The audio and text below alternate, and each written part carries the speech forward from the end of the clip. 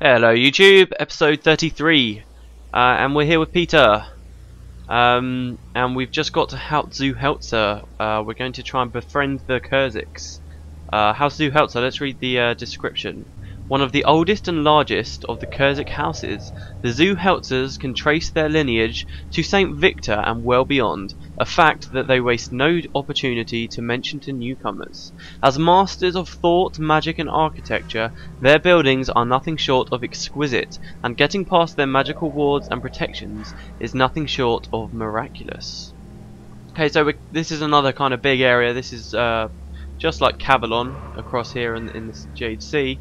And we're going to do the same kind of thing that we did before. We're going to wander around and talk to a few people. There are quite a lot of collectors here actually, which is pretty cool. So you can see you got some Kurzick faction rewards this time, Kurzick allegiance people, and yeah, lots of people with quests. Once again, it's just like all the other places in Cantha. I had to pick which quests I really wanted to do. Adele's Heltzer, let's speak to you. As you know, when the Jade Wind blew across the land 200 years ago, its magical energy infused itself into the land, creating powerful deposits we now extract. Out on the Jade Sea, this energy was trapped in the very jade itself, while here in the Echovald, it is manifested as amber. Combined, the jade and amber enable us to do many things. The juggernauts that you see are just one example of what can be accomplished by using both resources. Without amber and jade, the Kurzick way of life would be no more. And you can see that last comment there is an exact echo of what someone over in Cavalon told us. This explains why the Kurzicks need amber and jade. So you've kind of got the juggernauts and the turtles, and they're these kind of two opposing beasts, I suppose, that each people make, and both of them need both amber and jade to do it. Of course they do other things with them, but that's kind of an explanation as to why they're always fighting for resources, why we've got Kurzicks here at the Jade Quarry fighting it out, trying to steal the jade, and why we'll soon see the Luxons are trying to steal amber. What else have we got? Here's one of the collectors. This guy's called Redemptor Kurzicks. The saints smile upon our unending war with the Luxons. Through faith alone, we will prevail against them. Have you faith, young one? Bring me trophies of our enemy to prove your faith in our cause. Okay, so by getting Luxon pendants, we can get items from there. There's a skill trader, who I don't really care about. These are the Ultram ruins. As you remember, we'll be going back there sooner or later. Go across this awesome looking bridge. And here's another one. This guy's called John Stummy, and this person is actually named after the guy who's actually the lead designer of the Guild Wars Live team. There aren't many people still working on Guild Wars 1 anymore, because most of them are working on Guild Wars 2, but there are a few people, and they're called the Live team, and the current lead designer there is called John Stummy. He hasn't had it for that long, that post, but since he's become the lead designer, he's the guy responsible for all the cool stuff we're going to see this month, like 7 heroes, and a new outpost, and all kinds of just really nice stuff. So yeah, it's pretty cool to see an NPC named after him. He says, the Vaspergs pay large sums for vampire fangs. You see, the sharp teeth are used in crafting necromantic items that bolster life-stealing and bleeding attacks, which they use against the Luxons. Okay, so we're going to see some new kind of enemies, vampires. They're not actually vampires, they're you know, bats that we will see around here in the forest. Over there, this is the area that you can only access if you own House Heltzer, which costs 70 million, so you can see significantly less than Cavalon, but yeah.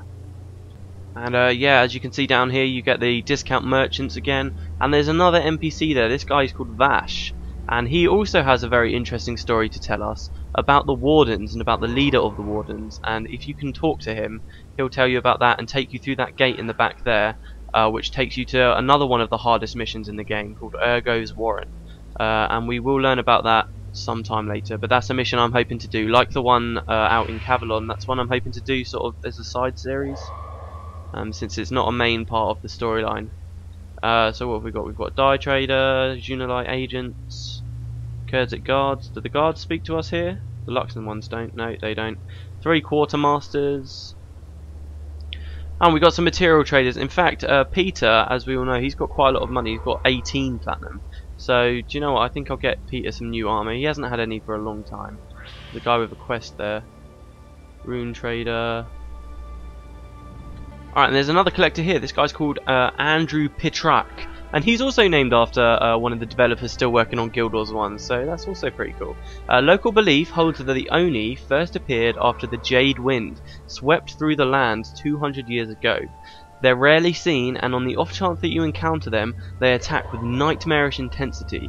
Most fear these creatures, but I have made it my life's work to find out all I can about them. I've witnessed their behaviour in the wild, but I need to examine their flesh to get a true understanding of these elusive beasts. Bring back 2 keen Oni claws, and I'll reward you with this.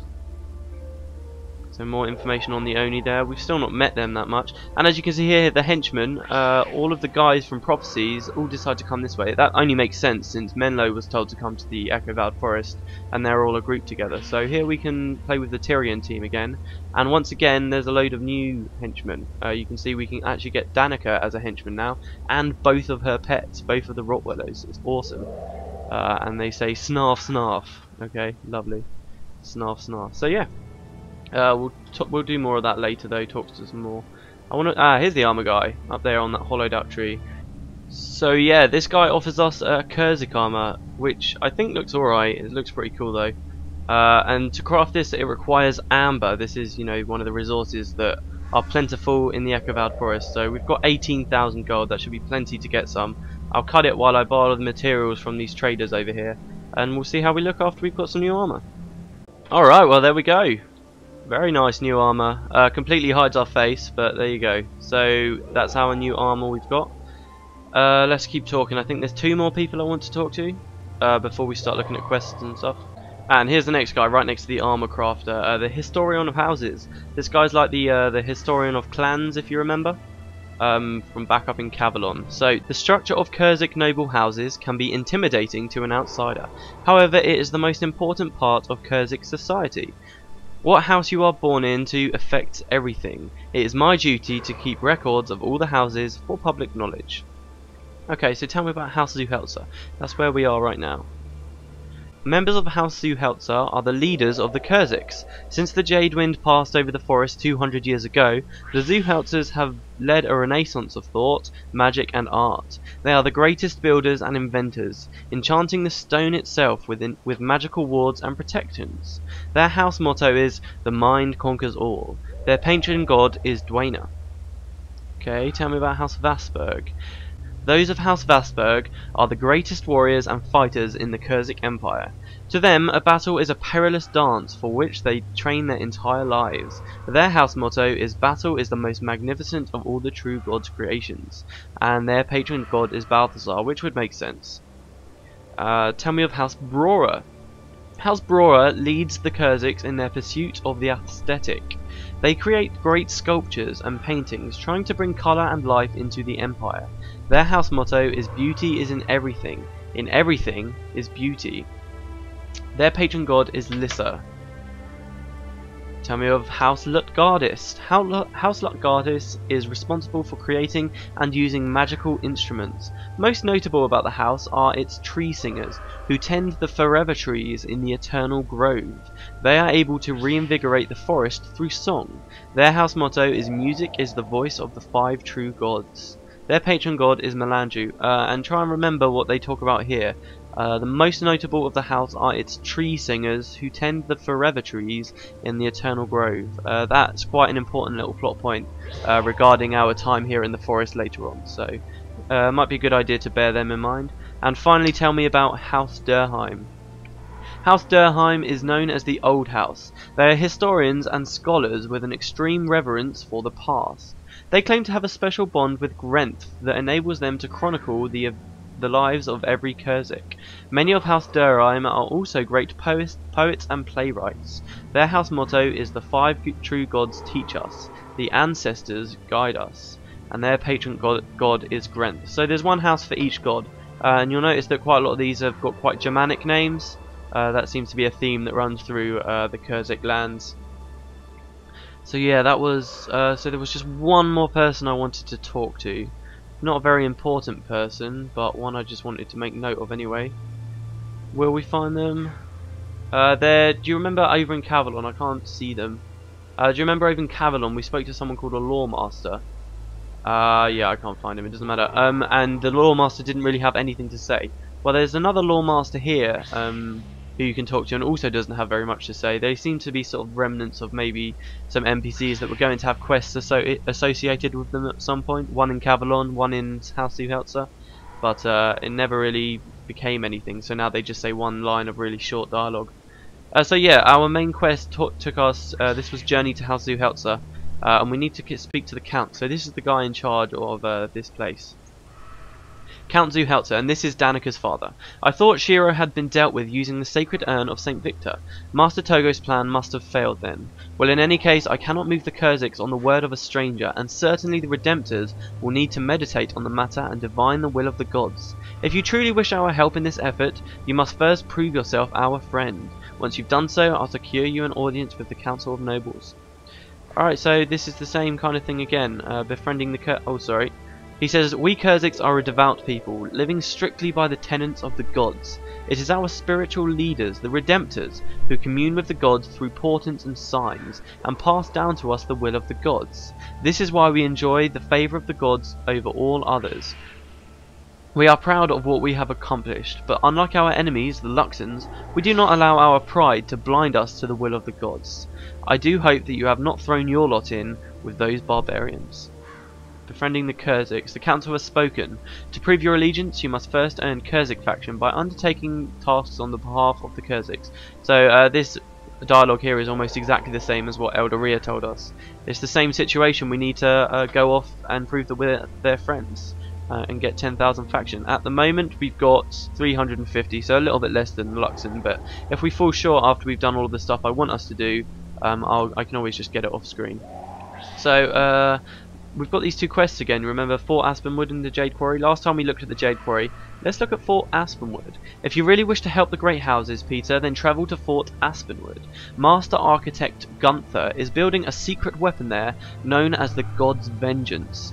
Despite our best efforts to keep knowledge of this weapon from our enemies, it appears that the Luxons have discovered our plans. Word has reached us that one of their great Leviathans was sighted travelling to Fort Aspenwood with the intent of destroying Gunther's weapon.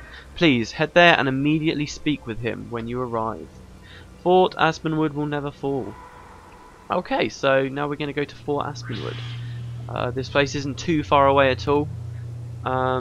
It's through the next explorable area which we previously couldn't reach before we could get to House of Heltzer. And this place is called the Ferndale. But first let's grab ourselves some henchmen, shall we? Ooh, so much choice. Let's speak to Danica. If I cannot protect my people, who will? I will not sit in these great towers of stone and beauty while the world crumbles around itself. I am with you until the end of all things. Can I help you? So yeah, she's got an annoying voice, but I quite like her. And these guys, Brutus and Sheena, they're just awesome. I just love how they're a henchman, but they're what you find as enemies elsewhere. I just love them. So we'll grab them. There's some other Kurzicks who are willing to help us as well. Lucas, you remember him from Shinji Island, the big-headed Kurzick guy? Can you believe that Danica still refuses to notice me? You would have thought I could get her attention after hiring those minstrels. What was that? You think I've made a mistake? Yes, of course. The minstrels were rather droll of me. I think it's time to commission a statue, or perhaps the writing of a play recounting my great deeds. It's hard to decide. Perhaps I'll do both. My thanks for the advice. Did you need something? So I won't add him. We'll talk to those other guys later. And then, of course, we've got the Tyrion team here. So let's grab these guys. Aiden and Sin. Oh, Professor Guy's here as well. I don't want Devonna. We'll grab Eve and Professor Guy. Okay, well, we've only got one monk. Oh well, no, that should be fine. Okay, so let's go on out down this kind of crumbled looking staircase thing up to an arch that goes nowhere, and we'll go out into the Ferndale. Okay, so here we go. This is Ferndale. We've got a shrine here straight away. May as well grab the blessing. I'm interested in blessings, yes. Okay, so now whenever we kill stuff, we'll get points. We don't have too far to go. There's a quest here by this guy called Supply Master Conrad. We will be getting that eventually, but not right now. And there's a tamer here as well. Let's get going. So, we're going to be meeting a new race. Really, it shouldn't be a new race because I was hoping to have done one of my side quest episodes by now, but it is a new race, so we haven't met these guys at all yet. But you'll know them when you see them. We're going across that bridge into that kind of temple place. For now, there's just some really dangerous mantids that we've got to be aware of that love to patrol and run around. They'll probably come up and catch me from behind, actually, if I'm not careful. Yeah, you see some running through there.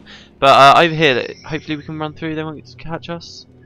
So over here you can see these are the Dredge. Now these are a race we could have met back up in the main Tyrian world as a part of prophecies. There's an area in the Shiver Peaks where you can meet them. These guys like to live underground. They're a bit like the Asura in that way. But for some reason, loads of them, a reason we'll learn very soon, a load of them have decided to come here to the Echovald, and they're also fighting us. In fact, the first time we fight them, we're even fighting a boss called Tamen the Bully. So yeah, these guys are pretty cool. They're a race we will get quite familiar with. They also appear in Eye of the North, and like I said, they're up in the main continent as well. So yeah, the Dredge are quite cool. They're an intelligent race. I think they're one of those races that could be a candidate as a new race for maybe an expansion in Guild Wars 2. That's the kind of thing we're dealing with here. They're a bit like the Tengu in that regard, but the Tengu, I think we're much more likely to see the Tengu becoming a new race in Guild Wars 2 rather than these guys. But yeah, we'll see these in Eye of the North and everything. So yeah, these are the Dredge. We'll be speaking to a Dredge soon enough and learning why these guys are all trying to kill us. But until then, we can just enjoy hacking the crap out of them. So it's the gardeners you want to kill first because they're the monks. They've all got quite cool names. Gardeners, gatherers, gutters. They all seem to begin with G. I'm not sure why. And here we got an amber longbow this time. You remember we got a jade longbow before, and I said you can only get those on the Jade Sea. You obviously can get them in other places, but these are where you mainly get them. And over here you can get amber items, so that's pretty cool. And there's a big temple there with a massive light shining down. Not entirely sure what's going on there. And we've got some Oni.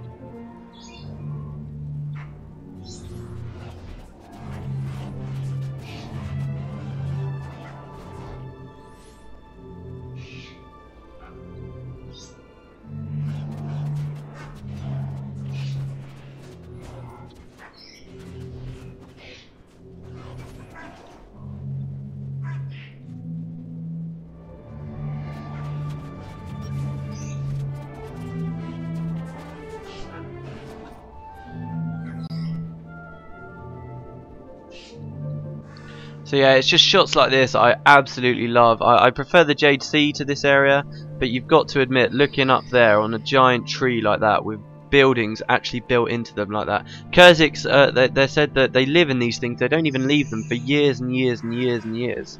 The main reason why this place is so dangerous is because the Kurzicks never leave these cathedrals like this. You see there's a bridge connecting the two. The wardens just are running rampant everywhere. And there's a few people you can talk to, and they just talk about how they haven't left for years. They just live up in these trees and contemplate the world. It really is crazy, but it's beautiful. I mean, it really does look amazing. You can only imagine how these kinds of things are going to look in the next game with all of their upgraded technologies and how better they can make everything look. I mean, I saw today there was a new video came out of Divinity's Reach. There wasn't that much new footage in it, but it just and you see it all there together, and it just looks amazing. And you can just imagine what the Jade Sea or what the Echovald Forest are going to look like in Guild Wars 2. Of course, some things change in the plot, so there will probably be some differences around here in the second game. But if you get to see this kind of thing again, you can just, it's going to be amazing.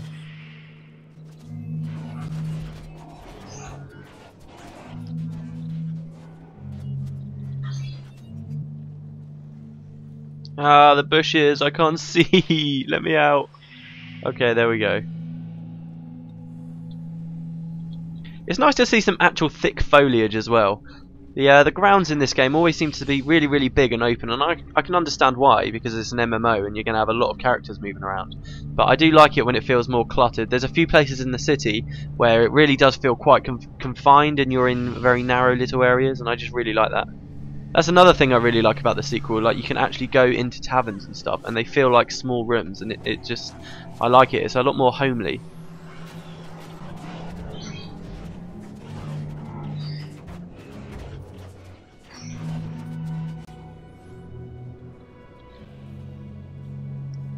Anyway, we're getting closer now. I think there's just a couple more dredge to take out.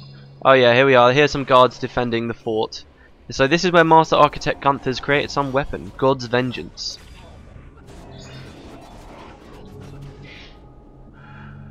So yeah, let's go up. You can see there's a dredge here, an allied dredge called Molyneux. The wiki says possibly that guy's named after Peter Molyneux, you know, the guy behind Fable 3 and stuff. I really don't see how that's relevant. It's a cool name though. And yeah, that is the guy we're going to speak to learn about the dredge. But one thing at a time, eh? Let's go up to Fort Aspenwood first. Just up here. Oh, is that a guy?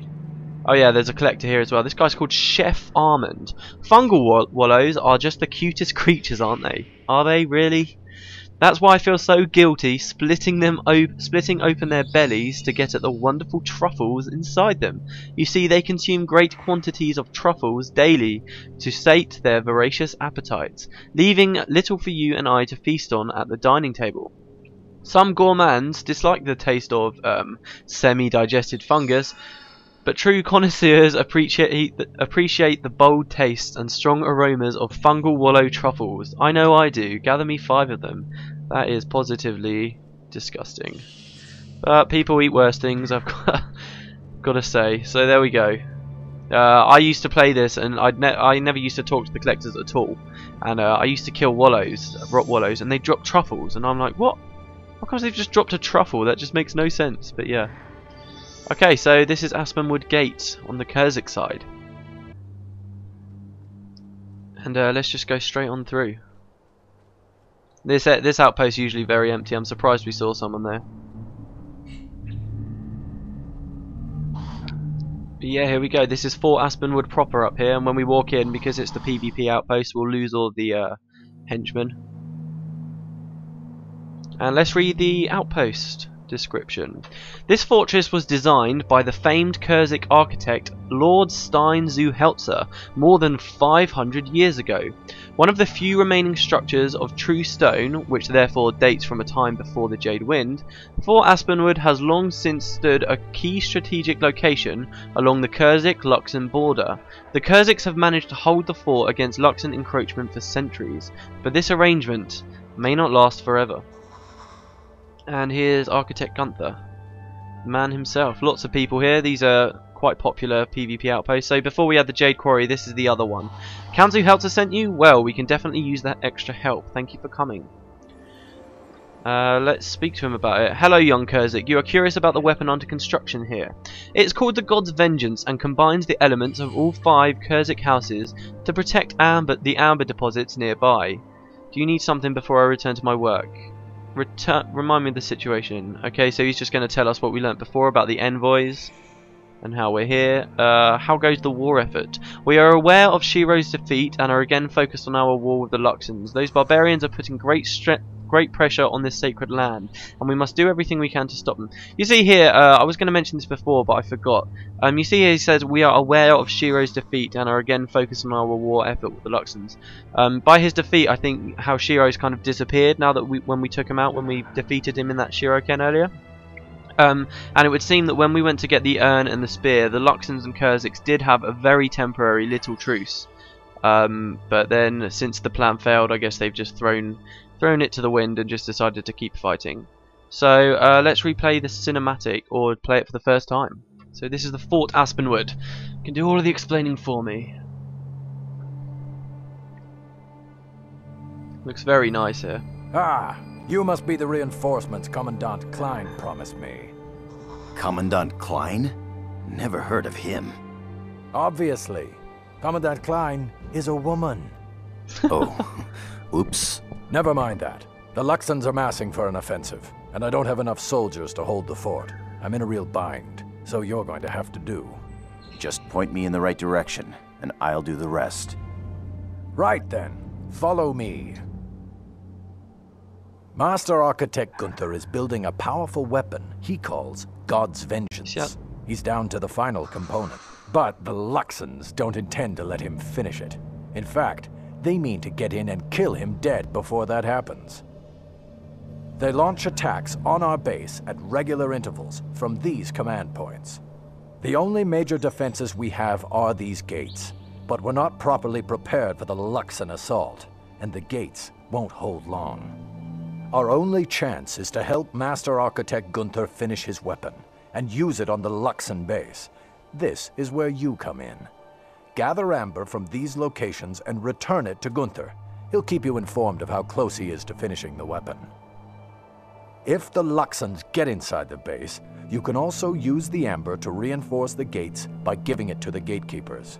But what I'd really like to see you do is turn the tables on those godless sand fleas by taking out the commanders at their reinforcement points. If you do, we can claim them for our own use and bring the fight to the Luxon's front door. If you get killed in the line of duty, you'll be resurrected here at this shrine. Then you can use these teleport pads to quickly get to locations outside of the base and near the amber. I think I've got it. Anything else? Only this. Above all else, make sure you keep Master Architect Gunther alive, or the fort will be lost for sure. Alright, so there we go. A little bit of a description of what's going on there. This is kind of a defend mission. To win as the Kurzicks, you need to let them finish building God's Vengeance. You need to let them finish building God's Vengeance by keeping Gunther alive for a certain amount of time. You can see there's another one of these lifts here actually, going up to that building up there in the tree. But yeah, okay, so let's go on in. I'm not even going to change my build, I don't really mind. I can't see any, except for Strength of Honor. I can't see any significant change. Oh, and Defy Pain. Alright, yeah, I will change my build, and I'll see you guys when I'm in there. Well guys, I just checked the time, and look at that, it's almost 30 minutes again. I was hoping to have this done in this episode, but I guess I've rambled for a little bit too long, so I'll see you all next time when we'll be doing this, and we're going to go out and speak to Molyneux, the Dredge, and we're also going to go further south into the depths of the forest. So yeah, see you guys later.